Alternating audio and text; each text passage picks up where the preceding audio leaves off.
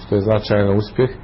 Također naši saradnici i saradnici web sajta su iz cijelog svijeta, Njemačke, Australije, Crne Gore, Amerike. Oni nam šalju non stop priloge, mi te priloge obrađujemo također i neke istorijske priloge obrađujemo i prvi put objavljujemo neka dokumenta iz istorije, što je isto interesantno. Imamo više rubrika gdje pružimo informacije o načinu useljavanja u Kanadu, o dijaspori u svijetu, o našim aktivnostima širom svijeta. Također imamo preko 5000 fotografija. Znači svaki dan mi imamo novije i novije informacije.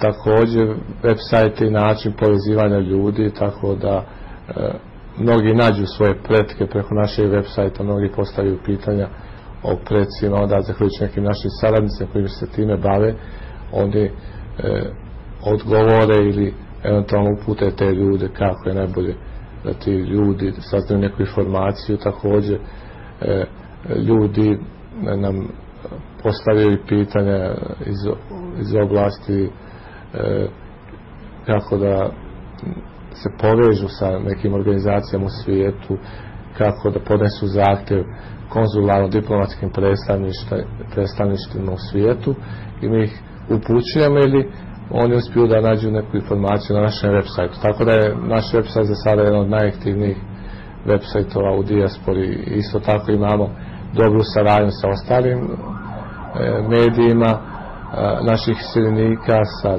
crnogorskim institucijama s kojima sarađujemo.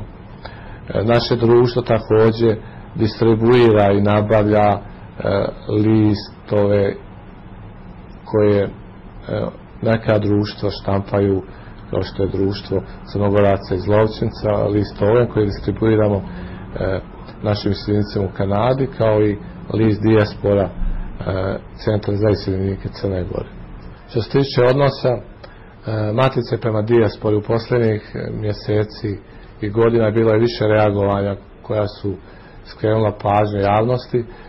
Najčešće su upućivane kritike prema Matici, odnosno državnim institucijama Crne Gore. U nekim diskusijama i polemikama smo sami učestvovali.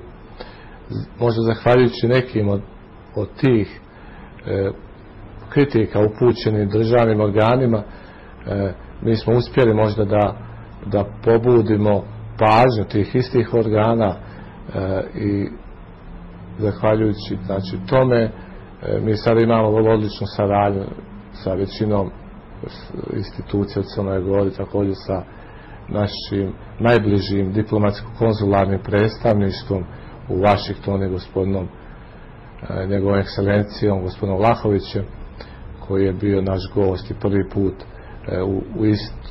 put od 1918. jedan ambasador Crne Gore je došao u posjetu crnogorskim iseljenicima u Torontu.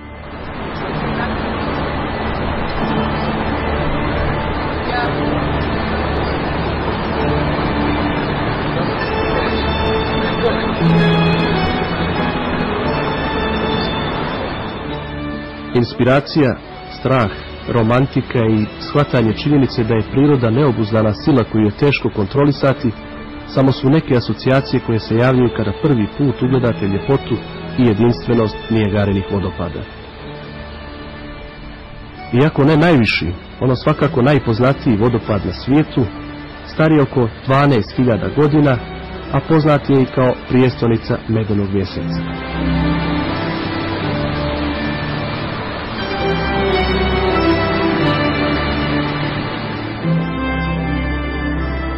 Pored kanadskih, na 1,5 kilometra nalaze se američki vodopadi koji, iako impozantni, u poređenju sa Nijagarinim predstavljaju samo blidu kopiju u prirodi gdje se moć i primat mjere veličinom i snagom.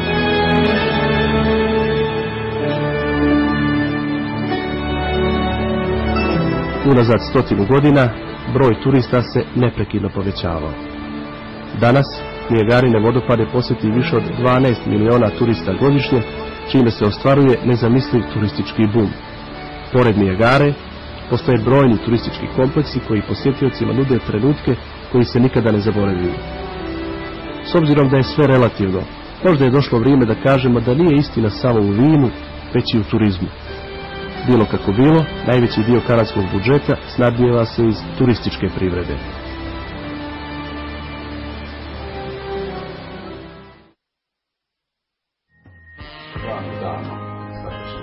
Jedan od onih koji su osnovali udruženje Crna Gora davne 1971. godine bio je i Vojislav Rašović. U djetinjstvu je izgubio oba roditelja i sa 19 godina se doselio u Kanadu. Kasnije je postao predsjednik Jugoslovenskog udruženja, a kao inicijator upućivanja humanitarne pomoći za Crnu Goru u vrijeme zemljotresa